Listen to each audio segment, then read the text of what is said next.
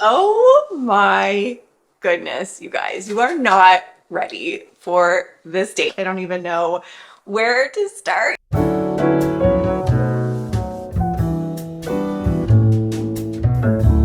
Hello, welcome back to another vlog. We're going on a date. Not only a first date, it's a blind date. I thought we can all get ready, chat, do a little life update, and then I'm gonna come back on here later and let you know how the date went, because we're all on this journey together, whether you like it or not. I'm sharing what it's like out here dating after divorce, the good, the bad, the ugly. And speaking of ugly, let's just get it out of the way. Yes, I look horrible right now. You may be wondering, what is this on my face? This is a very random little hack that I figured out. One day I was doing mouth tape and I accidentally taped my lip, and what I realized is it actually gives the appearance of a plumped up lip. Don't judge it until you see it. So this is my first ever blind date in my life, and it didn't have to be a blind date. I am just a glutton for torture. I thought it would be more fun. Like, let's just make it more interesting. One of my good friends' husbands is setting me up with one of his friends, and I'm like, thanks for looking out, husband. I need to take this off. It looks so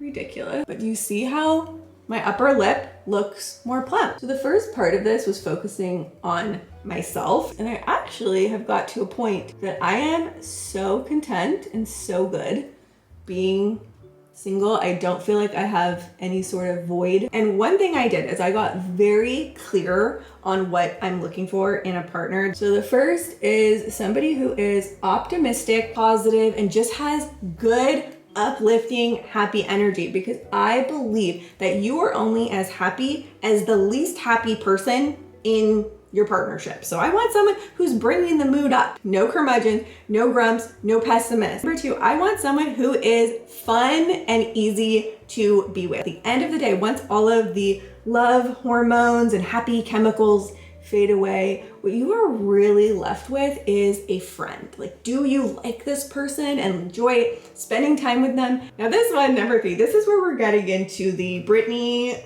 are you being realistic? That is a man with exceptional emotional intelligence. Can communicate, discuss differences. If I share my feelings, they can hear me, validate me. And then last, this is the one that everyone in my life is like, Brittany, I don't know if that exists. And that is somebody who would like to read and discuss books with me. And I know that sounds really cheesy, but that is something I really love to do. And I would love in a partner, because that will never get old. I could be out here in the rocking chair, in the nursing home, and we could be in our own little book club discussing all different types of books and having the best time. Okay, I was not very successful in multitasking getting ready. I'm gonna do a very natural lash, my lips, and I'll be back. My mom just texted me and said, Brittany, no crop tops. Okay, this is without the hair. We have to let the curls fall a little, and then I'll show you with the hair. So this is without, so this is with the hair. Again, this date has already happened, but comment down below just so I know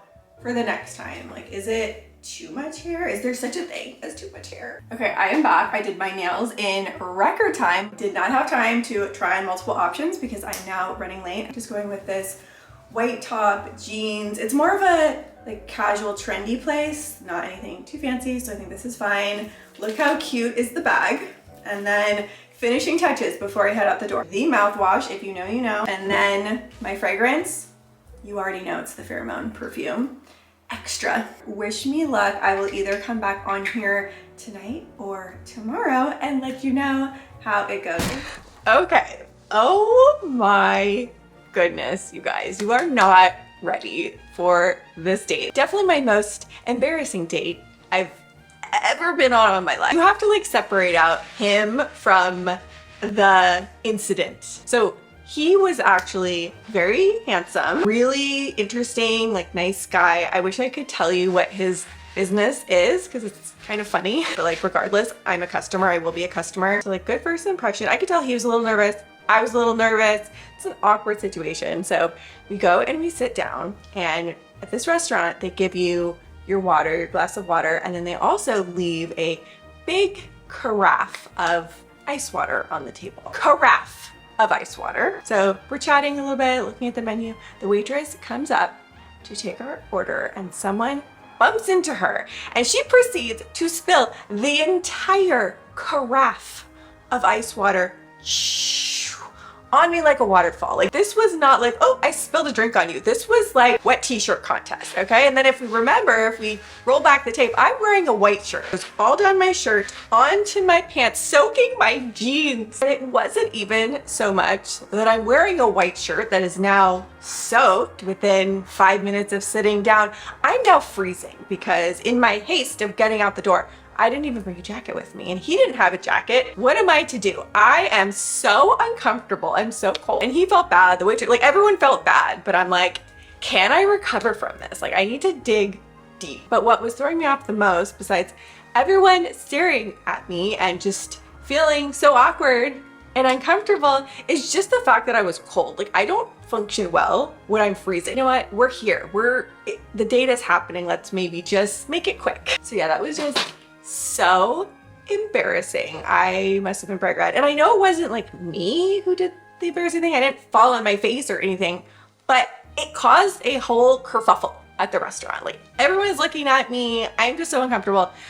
So yeah, I did try my best to recover, and I tried. And I do believe that you can't say or do the wrong thing to the right person. So if it's meant to be, this will be a funny story to share one day. We got along well. I will say he was a bit more on the serious, stoic side. That would maybe be my only concern, because I am looking for someone who's a bit more positive, bubbly. So yeah, it's a good lesson. I have an extra change of clothes for my kids in the car. I need a change of clothes for myself, apparently. At least it wasn't like a bottle of red wine, but I almost would have rather had that because the ice water was cold and I was shivering. At a certain point, you gotta laugh, and got out of my comfort zone. So I'm proud of myself for that. And actually, tomorrow I'm doing something else out of my comfort zone. I am going to see a personal trainer, and I'm going to have a solo Saturday day date with myself. So doing the personal trainer,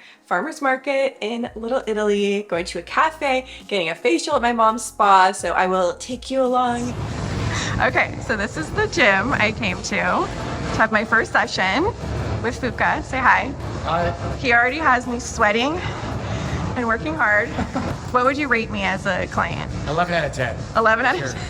I'm pretty weak though. Like we have some work to do. Yeah, we got work to do. Make get your diet right, nutrition plan, workout plan, and then goals 10 to 15 pounds, right? Yes, we're gonna gain some muscle. I'm gonna record the process. I'm back from the personal trainer. Oh my goodness, that was hard. I ended up having the best solo Saturday. I went to this cute little Italian cafe. I got a pistachio cream croissant. You know what? I deserve it. Life is about balance. Reading my book, I'm getting into classic literature and I'm loving it because it's just helping me think outside of my comfort zone. And I did also upgrade to the new Kindle Colorsoft, and I have to say it is cool to be able to highlight in different colors and see the covers in color. However, I would not say it is necessarily worth the upgrade because 99% of the time you're reading the text. The color doesn't matter, but I was due for an upgrade anyway, so did that. And then I went to my mom's spa, which is in the Little Italy area of San Diego. It's so cute. It is a restored Victorian home. There's the downstairs waiting room, but the real showstopper upstairs on the patio, this is the view of the San Diego Bay and skyline. It's just so pretty. So my skin has never felt so soft. So now I am back and my nails were really bothering me and I redid them, and I just wanted to give you guys a little nail update. If you look at the clip, the nails that I put on yesterday were regular press-ons. They were Glamnetic. They had the cute pattern on them, but I'm telling you, regular press-ons, they still look fake. They're just a little thick and chunky, not quite chiclets, but you can tell that they're fake nails.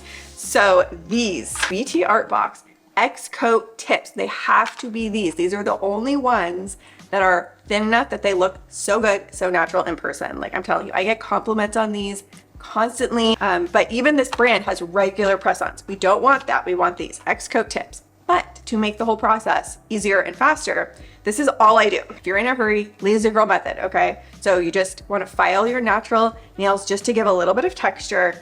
This is the glue, the KDS glue. I now do the extra short because they are very sleek and classy looking. They're not so long that I can't type or do any regular thing, okay? And then on top of that, all I do is a nail polish.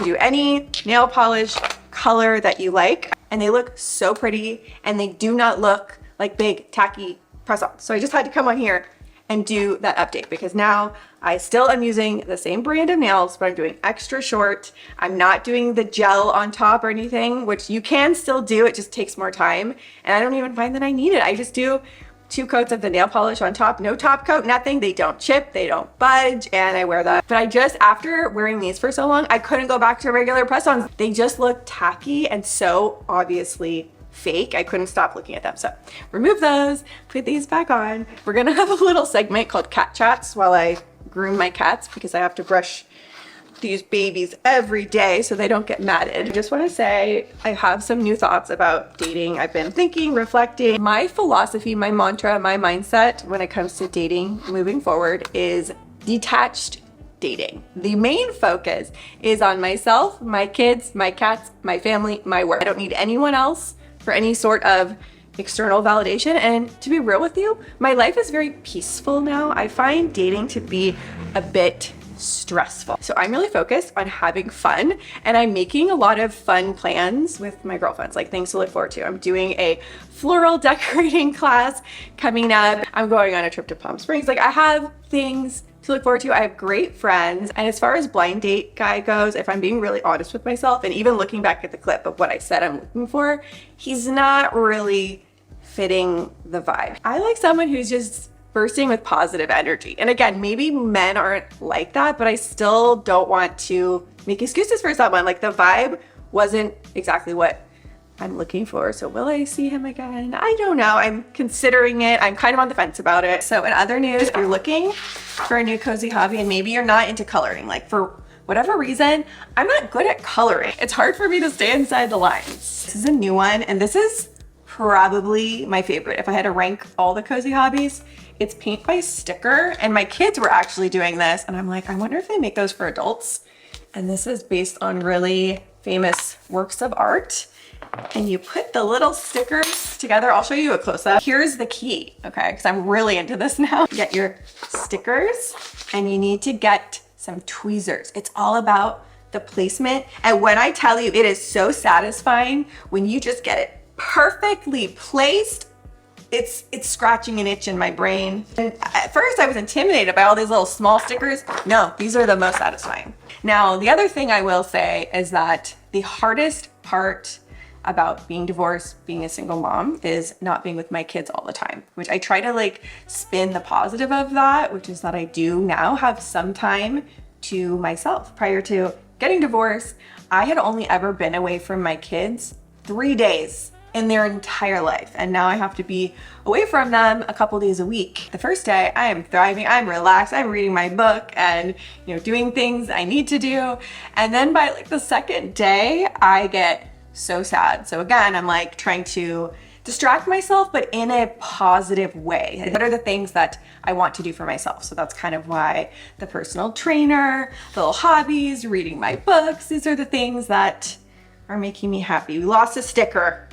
Oh no. So anyway, thank you for watching the first official episode of Dating After Divorce. Make sure you are subscribed to see future episodes. I don't know what direction this is gonna go in. So thanks for being here with me, and I will see you soon with a new video. Bye.